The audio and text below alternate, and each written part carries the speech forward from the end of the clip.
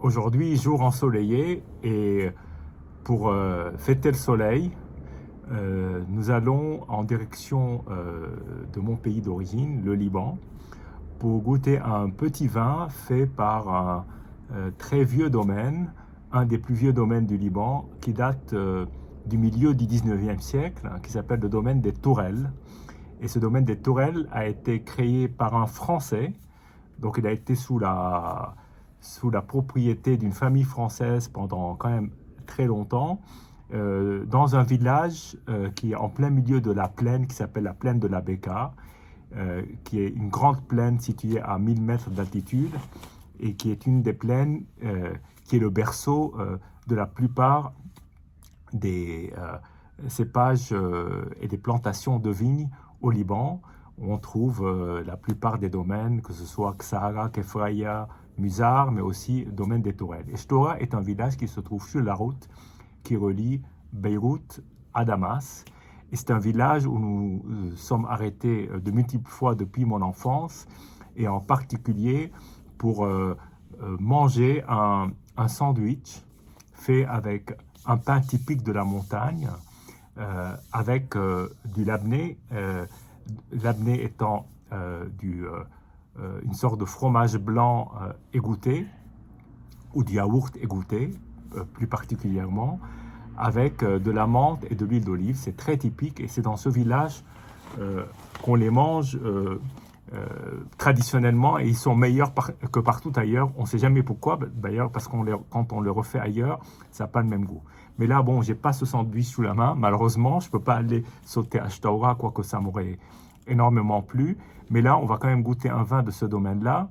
Alors, c'est un domaine qui fait à la fois du blanc et du rouge, donc le domaine des Tourelles, et un nom très français. Et ce domaine-là donc fait pas mal de cuvées différentes, mais là, c'est ce qu'on appelle les cuvées génériques, en rouge et en blanc.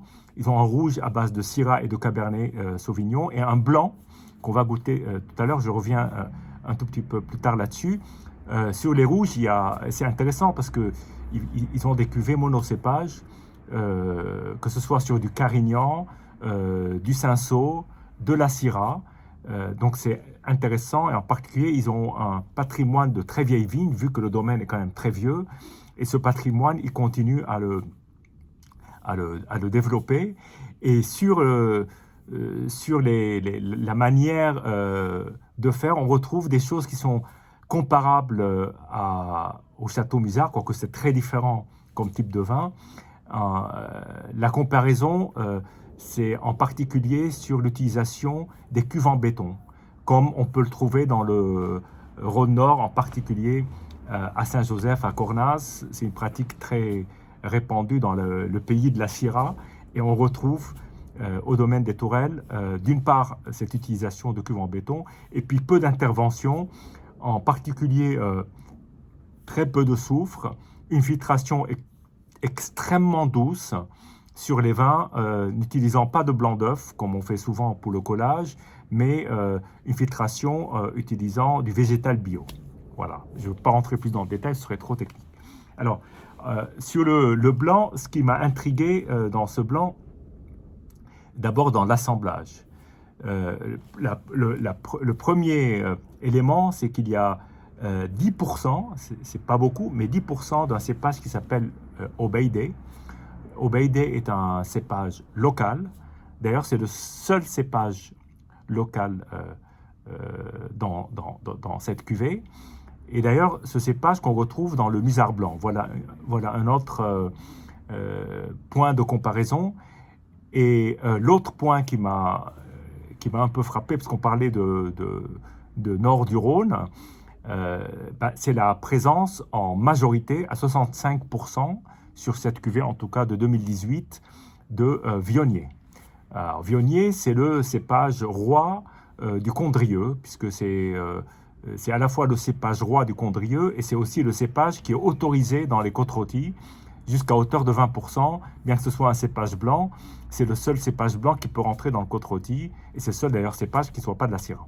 Et là, on est effectivement sur 65% de Viognier. Comme souvent d'ailleurs, il y a du Chardonnay aussi pour compléter, il y a toujours une toute petite proportion de Muscat d'Alexandrie. C'est ce Muscat d'Alexandrie qui donne une touche un peu sucrée, on va dire. Là, c'est 4%, donc ça ne va pas très loin, mais ça donne une touche de parfum, de fruits légèrement sucrés, peut-être parfois exotiques. On va voir à la dégustation, je n'ai pas encore dégusté. Voilà, c'est cette bouteille-là, donc, qui est très simple. Donc, domaine des Tourelles, donc 65% de Viognier, 20% de Chardonnay, 10% de Obeidi, et j'ai dit 4%, mais c'est en fait un peu plus. C'est 5% de Muscat d'Alexandrie. Voilà. Donc, 2018, un vin à boire jeune, on peut l'attendre, hein, mais là, il doit être à point. Alors, sur la température de dégustation, évidemment, ce n'est pas la même température à table. Je m'explique. Sur les vins blancs, je préfère les déguster un tout petit peu moins froid pour pouvoir bien sentir les arômes se développer. À table, un peu plus frais, bien sûr, parce que c'est plus agréable. Voilà. Donc, une couleur extrêmement claire. Ça me rappelle d'ailleurs les Condrieux. Les Condrieux développent souvent des couleurs, quand ils sont jeunes, hein, développent des couleurs presque blanches, presque un alcool blanc. J'exagère un peu, mais c'est plus une couleur de grappa que de vin blanc habituel. Voilà. Alors, on est plutôt assez expressif, curieusement, malgré le jeune âge. Et ça me fait penser tout de suite à l'ananas, avant agitation. Et là, après agitation, il y a une touche de fleurs blanches, l'ananas, pivoine, très floral au nez, mais pas très puissant. Expressif, mais pas super puissant.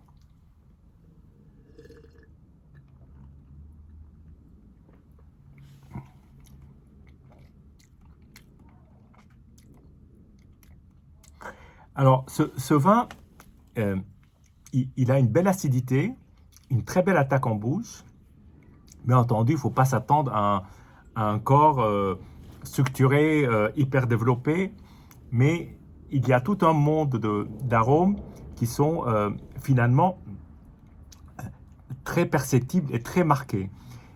Il y a l'ananas qu'on retrouve au nez, il y a aussi ces arômes floraux qu'on retrouve. Alors, on ne mange pas les fleurs, enfin, si, dans la nouvelle cuisine, mais il y a ce côté parfumé, floral, doux, et finalement, l'empreinte de Muscat d'Alexandrie est extrêmement discrète, parce qu'on est quand même sur un vin sec, pas aussi sec que peut l'être certains Sauvignons blancs, par exemple, mais ça me rappelle quand même des Viogniers du nord du Rhône. Alors là, on est sur 1000 mètres d'altitude.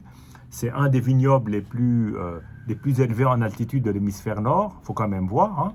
Le Liban a cette particularité de cultiver des vignes à haute altitude, très au-dessus de ce à quoi on est habitué, et ça donne des vins d'une grande fraîcheur, d'une belle puissance aromatique, et un bel équilibre entre l'acidité des arômes, les fruits. Donc c'est un vin extrêmement plaisant.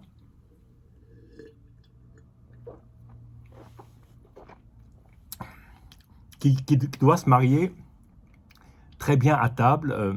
Aujourd'hui, c'est une potée au chou, donc on va tester à la fois le mariage avec un rouge, qui sera du nord du Rhône, une côte rôtie, qui, je ne sais pas si elle contient du Viognier, et puis ce domaine des Tourelles blancs que je trouve extrêmement agréable.